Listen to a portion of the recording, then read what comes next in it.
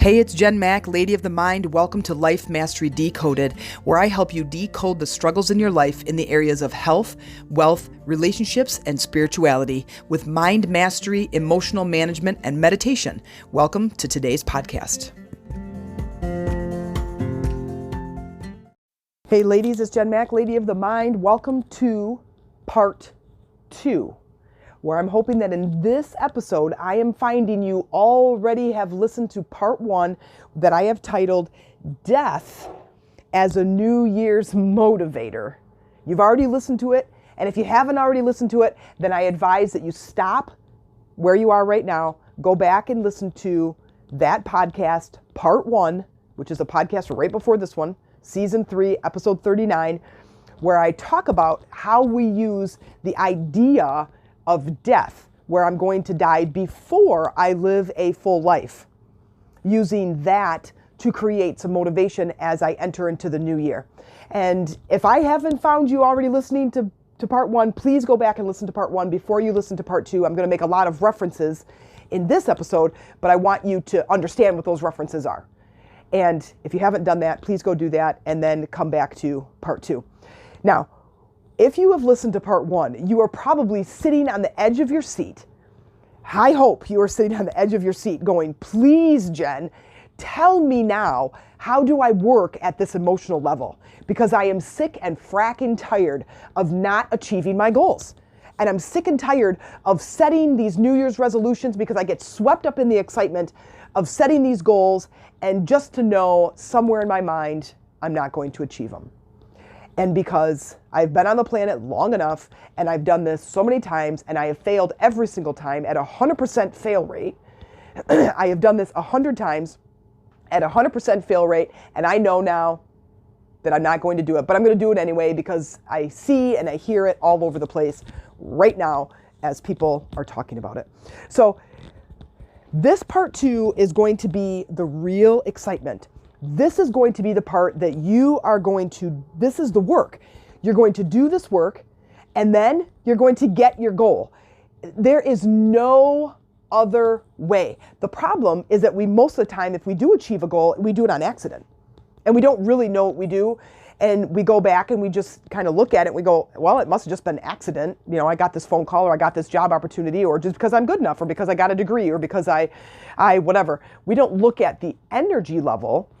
We don't look at it at the energy level to say, this is actually what I did. In part 1, I talked about being in alignment with your desire. First is understanding, do I even want the desire?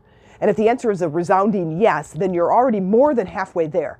Except now the work is not all this action, all this physical pushing.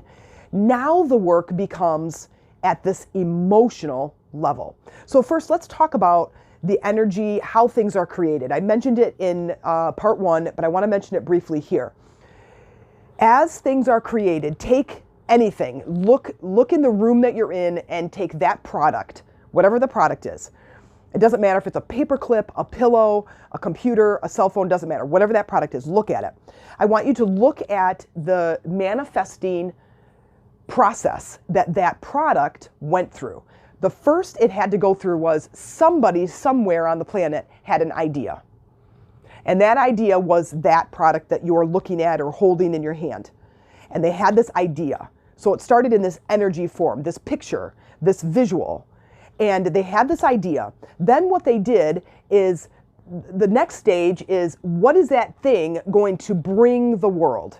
Why am I inventing it? Why am I having this thought? Why am I even thinking about bringing this to the physical world? And that is based on energy and emotion. Mostly emotion. The basis is emotion. So I'm bringing this thing into the world because it's going to give me this emotional result. It's going to serve the world in this way, and it's going to be fun and exciting and powerful, or it's going to create money, or it's going to create choice, or it's going to create freedom or something, whatever the thing is.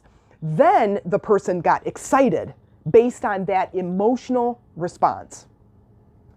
Oh, I'm going to create this thing and it's going to do this. It's going to give people this. And then I'm going to get this based on what it's going to do for people. It's going to give me satisfaction. It's going to give me pride. It's going to make me a millionaire. It's going to whatever, blank. That emotional, that energy. Then the next is I'm going to constantly think about the thing. Constantly. I'm going to constantly feed my positive emotion towards the thing so that it will begin to create momentum, and eventually enough emotion being fed towards the thing creates enough momentum and speed, and light is generated. And I don't mean light like the light in the world. I just, like turn a light on. I just mean like light energy is created, that then protons and atoms start to stick together, or electrons or whatever start to stick together, and it creates a physical object that you're looking at right now. Whether it's a pencil, an eraser, a remote, a pillow, a light, a phone, a book, a chair, it doesn't matter. All of it is created the same way. Now, if you want to get good at creating, this is the process that you have to do it in. The guy who created whatever object you're looking at, did not go and out into the garage and start putting material together, pounding and sawing and melting metal and burning plastic and pushing and nailing and screwing things, or tinkering with the computers and just opened a computer program and started writing a program without having a thought about what he was creating. Now, he could have, but the end result is not success. You following me? It's the same as a recipe. You don't put the empty pan in the oven first and then mix the eggs with the flour and the sugar and then put the frosting on and then add the sprinkles and then pull the pan out and put the stuff in the pan and put it on the table. Those steps are all correct, but they're in the wrong order.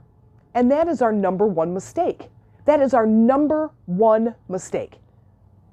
We want this desire, we want this goal, and what we end up doing is we do step 4 instead of step 1. We do step 3, and then we do step 1, and then we do step 4, and then we do step 4 again, and then we do step 2, and then we get at the end and we're like, what the heck, how come I didn't get my goal? So I just gave you the steps. The first one is to think about your desire. So this person who created this object that's in front of you said, I had this idea, wherever he got the idea from, I'm going to create this object. I'm going to build this object. I'm going to manifest this object. And let's say it's a birdhouse. Okay, well, let's go really simple. It's a birdhouse. And he's like, ooh, I'm going to build a birdhouse that attracts a pileated woodpecker. So it needs to be this big with a hole this big, and it needs to be this kind of wood because I did some research and I understand, and it's going to create this thing. And the end result is why I want to build this birdhouse is because I just find the pileated woodpecker to be magnificent, beautiful creature, and it's going to bring me so much joy to be able to create something, build something with my hands, put it high, high up in the tree, and be able to watch this pileated woodpecker. It's going to bring me so much joy. Okay, so the first thing is the idea, the thought. The thought first, I have this idea, I'm going to build this woodpecker. The next, I'm going to build a woodpecker. I'm going to build a woodpecker house. Okay, then the next, step 2, is the emotion. Why is the emotion? Why am I going to do this? Why am I even motivated to go do this thing? Well, it's because it's going to bring me joy. Okay, then the third is because of that joy, because of the joy, which is step 2.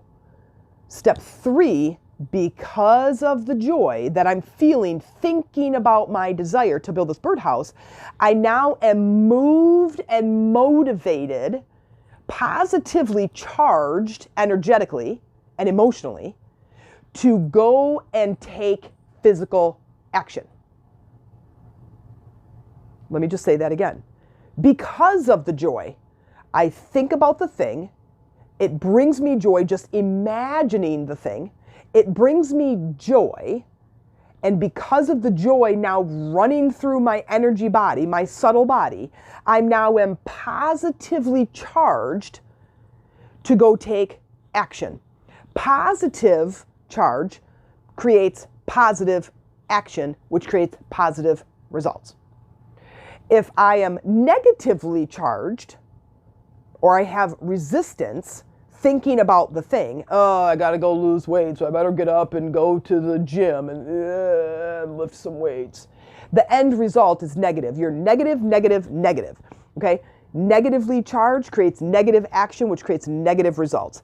Positively charged creates positive action, which creates positive results. So then he goes out to the garage. He finds the wood, and everything goes as planned. It's effortless. 2, 3, 4 hours later, he has the plans all cut and sawed and sanded. Tomorrow, he's going to do the same thing. He's going to think about his birdhouse. It creates this joy. It's going to positively move him back out to the garage. He's going to then nail it all together, glue it all together, support it, build it, whatever. And then he's going to paint it, and it's going to be beautiful. And then the next day, he's going to do the same thing. He's going to think about his birdhouse. It's going to bring him joy. He's going to go out and get the birdhouse. The paint is dry. It looks absolutely gorgeous. He is just filled with joy as he holds this finished product in his hand. And he climbs to the highest point in the tree in his front yard, and he hangs this birdhouse. The desire is complete. The manifestation is complete. And what was the process? You must do step 1 before you do step 2. You must do step 2 before you do step 3. And step 4 is the faith. It is trusting.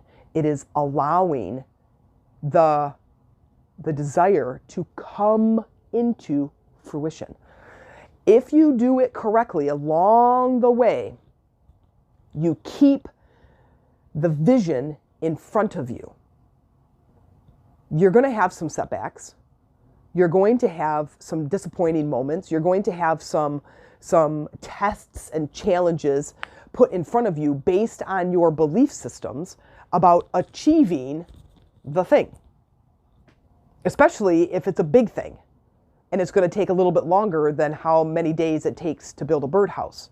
But the process is exactly the same. So let's talk about now the process and the work. We talked about the process. Now let's talk about the actual work. You have a goal. You have a desire. In yesterday's episode, in part 1, I talked about the actual desire, writing your desire down. Then I talk about bringing out the emotional words from the desire. So if we're talking about the birdhouse is this thing. It's going to bring me joy and beauty. I'm just so excited and pride to be able to do this. Okay, so it brings those emotions. The next is listing those things that you can do on a regular basis that elicit that emotion. It does not matter what the things are, what the activities are.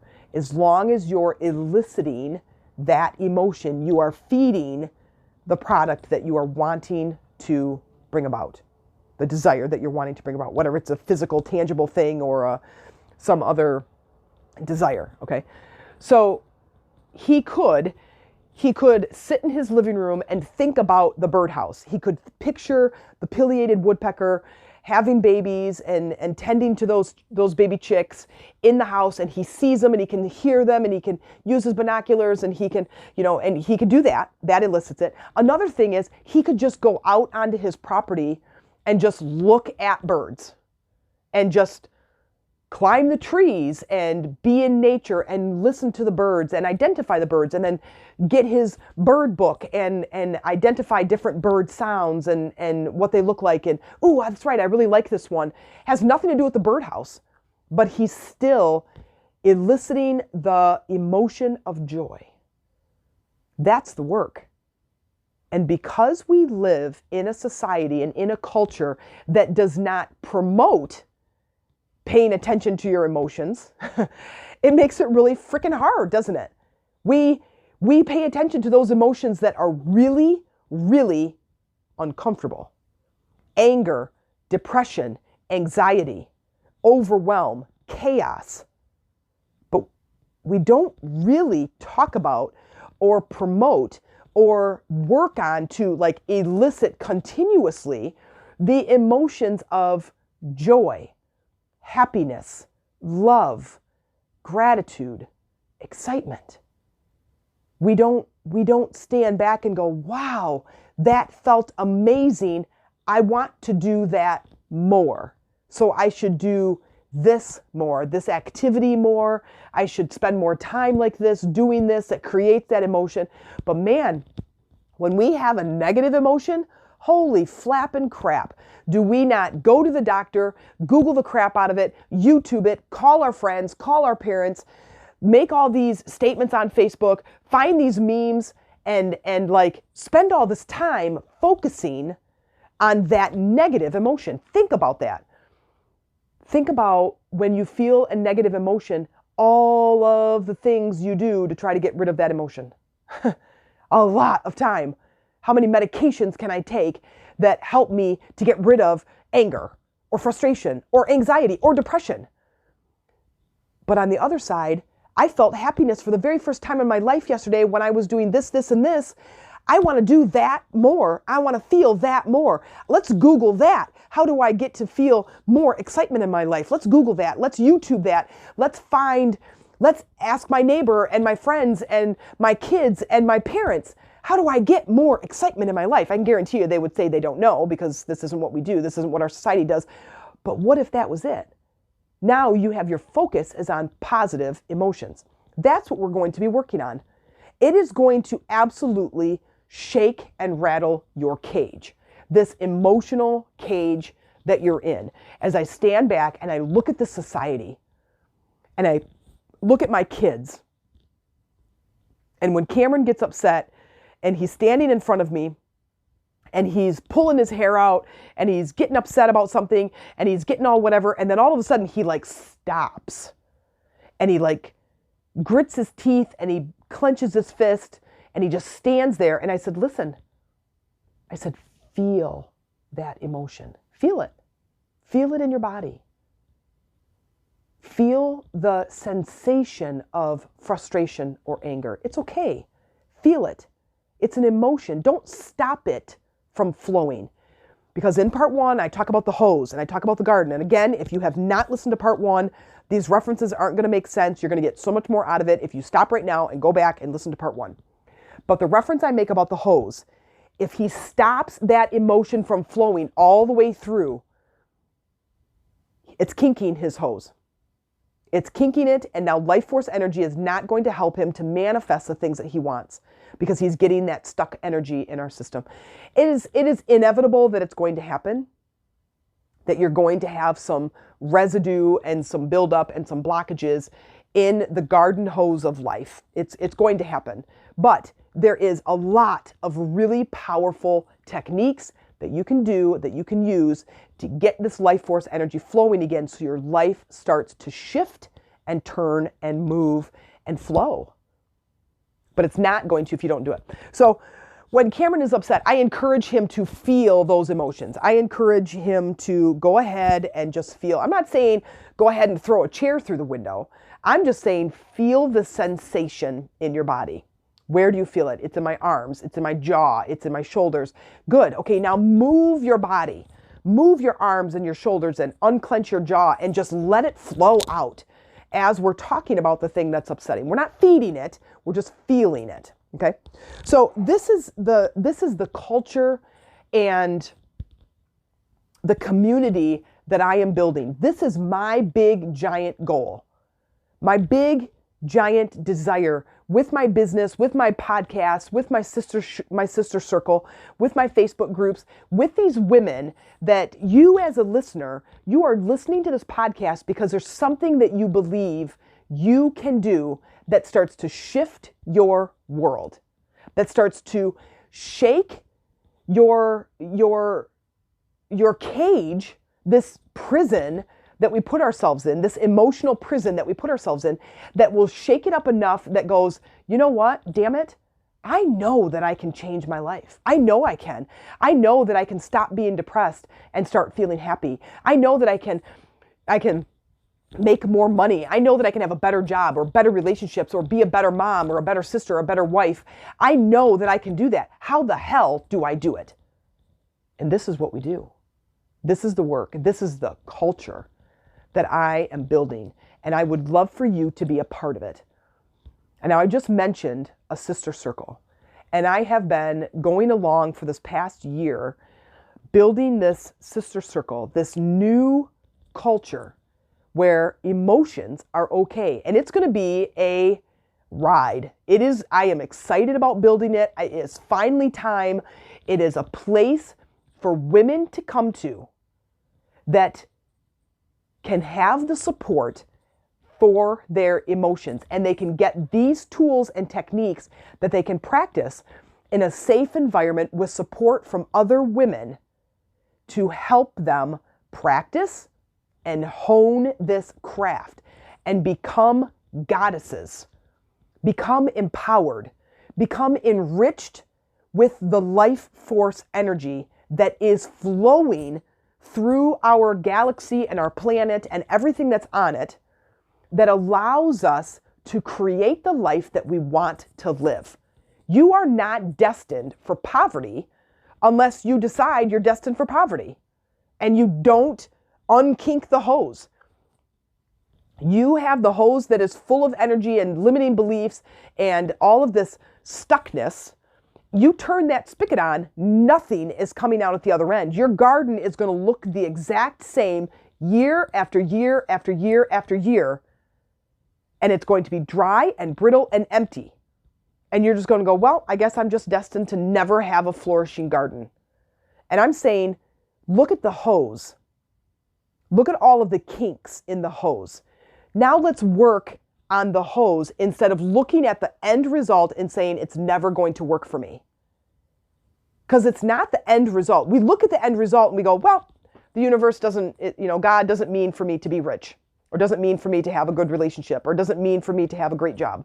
I'm just destined for poverty and sickness and ill health and anger and depression and this crappy life. And I'm looking at the end result. What I want you to do is look at the hose. This is our work. Look at your emotional state. Where do you focus your time and energy?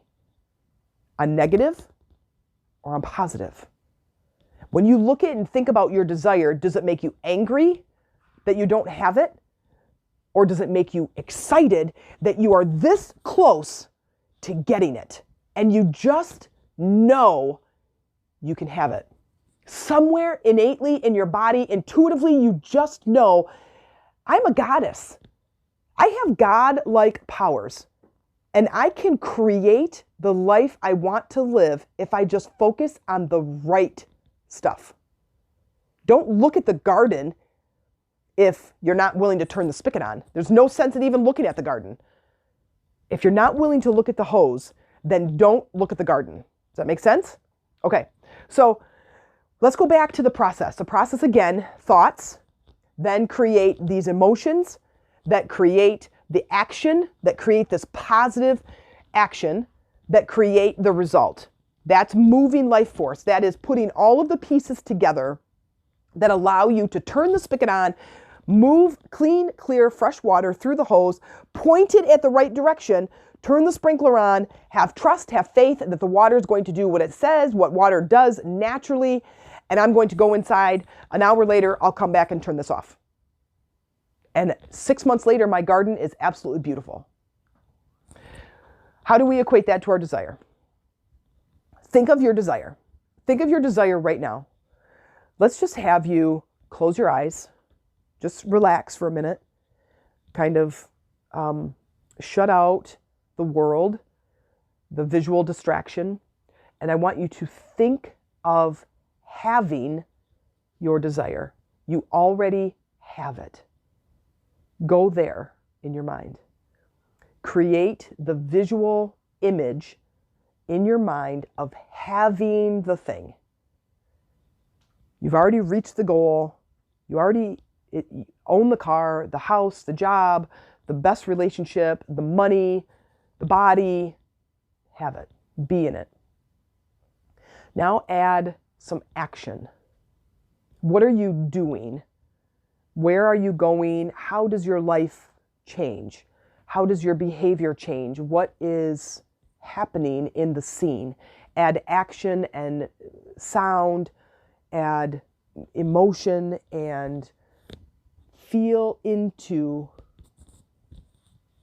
the scene. Feel into the scene in a way that creates an emotional response in your body. And now as you do that, I want you to identify that emotion. Now that you have the thing, identify the emotion you have by having the thing.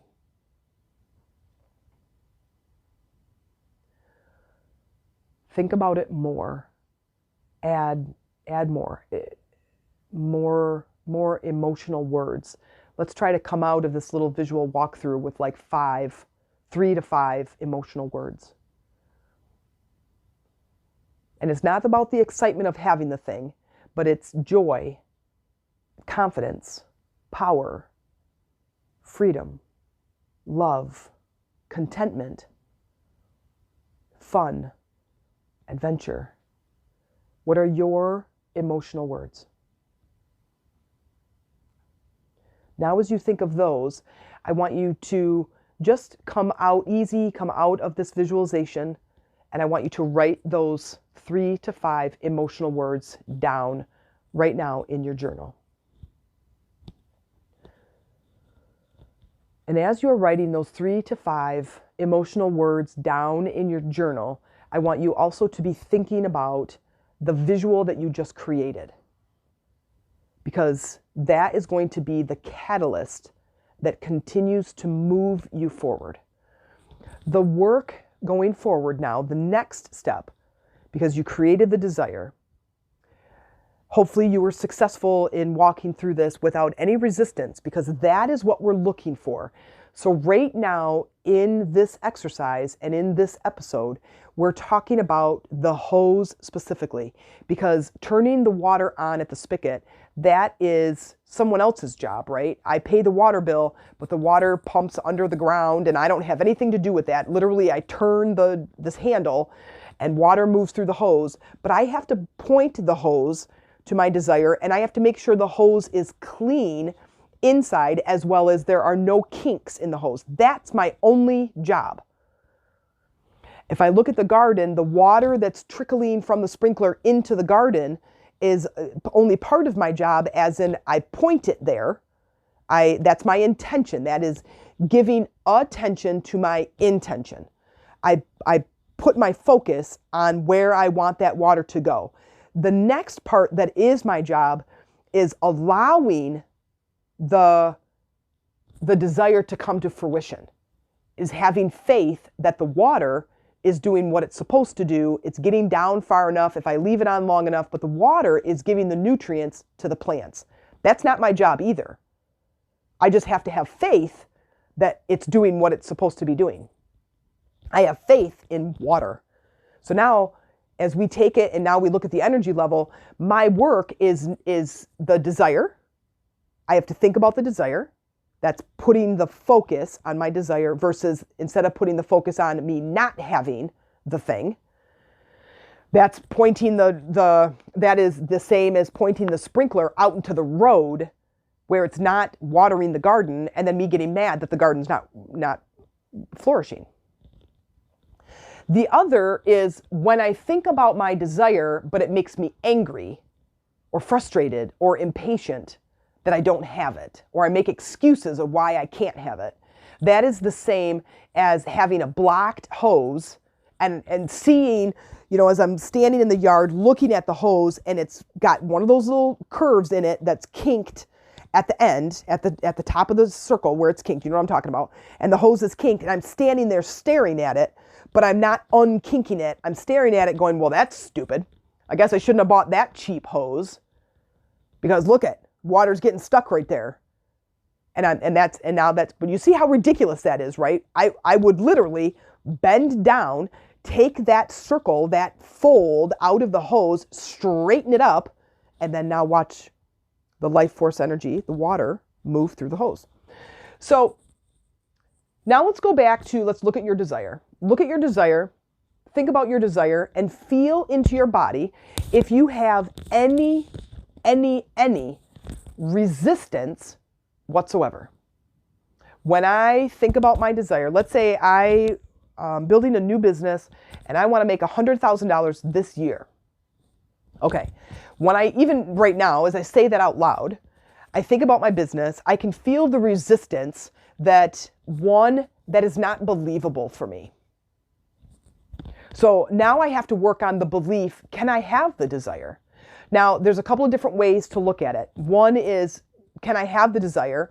And I can work on the limiting belief in how it is limiting me in my thinking of, do I even have the ability, the knowledge, the possibility of me having the desire? But the other is the goal too big to be believable from where I'm at right now? So let's say I'm 200 pounds. And I say, okay, I'm going through this exercise with Jen, and she says, think of your desire. And I say, okay, I'm thinking of my desire. I want to lose 100 pounds. And immediately I feel the overwhelm and the time it's going to take to lose 100 pounds. Or let's say, what did I say? I'm 200. I want to lose 50 pounds. 100 is probably too much. I'm going to lose 50 pounds. But it's a lot. And that feels like a lot. And it feels very overwhelming. And now that frustrates me because I'm overwhelmed. I stop the podcast, close my journal, and I storm out to McDonald's and I get a Big Mac. Okay? So obviously there's resistance. Now, but here's another way to look at it. Stop and look at what you just said. Think about what you just said. I want to lose 50 pounds. Yes, that's the ultimate goal. But obviously it creates resistance. If it creates resistance, you are not going to get it. Because resistance is a negative emotion. And go back to what I said in the beginning, a negative emotion is not going to create a positive response. It's just not. It's not. It can't. It goes against the laws of nature. So I have resistance. Jen says, feel into it. I did. It feels very frustrating. It feels daunting. It feels overwhelming. Okay, those are negative. Okay. So now what can I do? Well, do I believe that I can even lose 50 pounds? Do I have the capability? Yes, I do, but it feels very daunting. Okay, let's lessen the goal for now so we can just practice and start finding some success and building some confidence. Success and confidence are positive emotions. Okay, so what does that mean? All right, well, let's say 5 pounds. Well, that seems too little. Like, I could lose 5 pounds in a month. Okay. Is it too easy? Because if it's too easy, it's not going to create joy. So go back to my bird house example. Instead of him building a bird house, what he's going to do is going to go nail a wood plank to the top of the tree. There's no friggin' excitement in that. I'm going to do what now? Am I going to paint it? Nope. Sand it? No. What's it for? Well, just so that pileated woodpecker has something to stand on. So I'm building a platform. See how boring that is? He's not going to go do it. It's boring. There's no positive emotion to creating a stupid platform that you're going to nail to a tree so a pileated woodpecker maybe could stand on it. But he didn't then say, I'm going to build 500 birdhouses. Whoa, that's a lot. And I'm going to sell them for $200 a piece. That's too overwhelming. It's too much. It's too big. I'm not doing it. It's because I just won't do it. Again, has a negative response. So instead, what I'm going to do is I'm going to work with my goal at a level that allows me to get excited. So it's big enough that it creates this excitement, but it's small enough that it creates this achievability. Okay, so losing 5 pounds is the same as putting a plank in a tree. It's no big deal. I don't care about 5 pounds. But yet you do because you want to lose 50. So let's go a little bit more. Let's just go a little bit more that creates a challenge, that creates some excitement, but not so far that creates overwhelm. So 5 pounds doesn't create the excitement. So that does not. So you look at it and go, that does not create a positive emotion. That creates boredom. Okay. How about 10 pounds? Does that create? It's better. I'm not quite bored, but I'm not like, oh, yay, that's exciting. How about 15? Yes. 20? Ooh, 20, that's like game on. Okay, so let's keep it 20. If we go to 25, does that feel, that feels like a little bit much. Okay, let's keep it at 20. you see what we just did? Now you keep it at 20 and you set the intention, I intend to lose 20 pounds in a healthy way. I don't want my legs to get cut off, universe. I want to lose 20 pounds of unwanted fat in the most healthy way possible. Okay?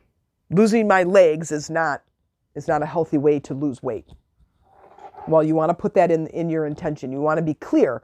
So when we're setting our intention, now we're going to write it down. We're going to write down in a declaration, what do I want? What do I want? Don't say I want a new car. I want to lose 20 pounds. Now say I intend to lose 20 pounds. And then feel how that feels. Spend time in that emotion. Ask yourself those questions. Does this feel positive? Does this feel exciting? Does this feel like a challenge I want to take on? And if the answer is yes, now becomes the fun part. Now for the next several days, and you're keeping this goal in front of you. So build a vision board, put signs up, put the intention out where you see it, put it as a reminder on your phone, put it in Post-it notes around your house, build a vision board with some things of how your life would be different once you get to the ideal weight. That you can go all the way to the end after you lose the 50 pounds. But in your intention right now, the focus and the excitement, building, all you're doing is creating the desire and stating it in a way that creates a positive emotional response. Because remember, thought to emotion that creates positive emotion, creates positive action, which creates positive results. And then the end, the little sprinkle on top is having faith and trust that your desire is coming. Then when you are thinking about your desire, notice if you feel good about it. If you don't feel good about it, don't give up, don't throw the stuff away, don't cut the hose into pieces and give up the garden. Think about what negative response am I feeling and how can I now think about my desire in a different way that allows me to feel positive. And then once I do that, now relish in that positive emotion. That is you feeding and helping life force move through the hose because I'm unkinking the hose. I went over to the beginning at the first 6 feet of the hose. Oh, there's a kink. And I'm just going to go down instead of yelling at the kink, kicking the kink, throwing the kink in the garbage, calling Menards or the hardware store and saying your hose was stupid. I shouldn't have spent getting the receipt, taking the hose back because that's what we do. That's what our culture does. Why do we do that? Because we don't know what else to do because we're not brought up to think, why don't I figure out how to get the kink out of the hose? Oh, let's do that. That's where the work is. And that's your homework. That's your homework. That's the work. If you would love to join me in a 4-part call where we are going to be working through each of these steps and formulating our intentions and using words that feed our intentions, thinking about our desires, forming those intentions, and then doing all of these different techniques that help us to create the emotional response in our body that allows us to take inspired action. Because that inspired action is like what I said in part 1, is that at 5:59, I'm like, ooh, I'm thinking about my garden and I'm so excited about my garden. And I just find myself outside in the wet grass, turning the spigot on, looking at the sprinkler, taking in the cool breath of fresh air in the morning and going, oh, I'm so excited about my garden to grow. That is the same as 5:59, I pop out of bed, I get my workout clothes on, I get in my car, I go to the gym, I go for a swim, I go and work out, I sit in the sauna and I'm like, oh, I just feel so amazing. That's inspired action. And then you come home and you just know that your goals, your desires, and your life is transforming right before your eyes. If you want to join me where I can customize a plan specifically for you to help you go through this whole process together with a community of women who have your back, who are supporting you, who are encouraging you, who you can start to use this new language with. Because you listen to this podcast and you get off this podcast and then you go and you talk to your husband and you say, hey, I'm going to be energetically flowing energy, positive energy towards my desire. He's going to go, dude, What? What are you talking about? I listen to this podcast. Jen Max, she has this Life Mastery Decoded podcast, and she says that he's going to go, okay, I don't know. I got to watch football, right? This is a community. This is a culture where we have our language, we have our techniques and our processes of things that we do that create our life, that empower women across the globe to take charge of their lives. And if you want access to me and you want access to this community of women who will support you, please reach out. It's Lady Rising. I have not been saying it out loud. I've not been telling people the name of this group because I only want those people who have been basically hand selected. You have listened all the way through this podcast to the end where you got this name, because you're not going to find it written anywhere, because I want it to only be for those women who are ready for transformation, who are ready and willing and able to be active participants in this new movement, in this culture where we support one another, where sometimes in the four walls in which we live, those people in our household, we love them and we'll spend the rest of our lives with them, but they don't understand. They don't know. They're not going in the same direction. They don't have the same ambition, but I do. And I need that support to help me. And then once I start getting my footing, I can then pay it back. And I can help other women get their footing, because I want to go through the process so I can help other people too. I hope you decide to join me. The name of the group is called Lady Rising. It's a Facebook group. It's private. It's exclusive. You won't be able to get in unless you tell me in those membership questions how you found out about this group. You have to say, I heard it in the podcast. I heard it in Jen's podcast, or Jen and Amy let me in, or you tell me how you found the group and I will let you in. I'm not letting everybody in. It's exclusive. There's no charge to being a part of it. There's very minimal cost to being a part of the Sistership Circle. The sister circles are $11 per circle. Now the big 4 part, I don't know, the price is going to be also very minimal, maybe $50, and you get all 4 classes. You'll get recordings to those classes, and you're going to learn how to do exactly what you know and you believe you can achieve. If you liked this episode and look forward to future episodes, please consider making a small monthly donation to help support this podcast. If you are looking for a community to join and have more access to me, then consider one of the following platforms. Chakras for Beginners is an energy-based community that is highly active and growing every day. Lady Rising is a sistership community where the focus is on spiritual support and connection. We hold monthly calls and talk about topics such as today's episode. We also have an online store where you can meet your meditation and chakra needs with products for your journey. You can visit us at www.themeditationroomtc.com. Thank you for joining me and being a valued listener.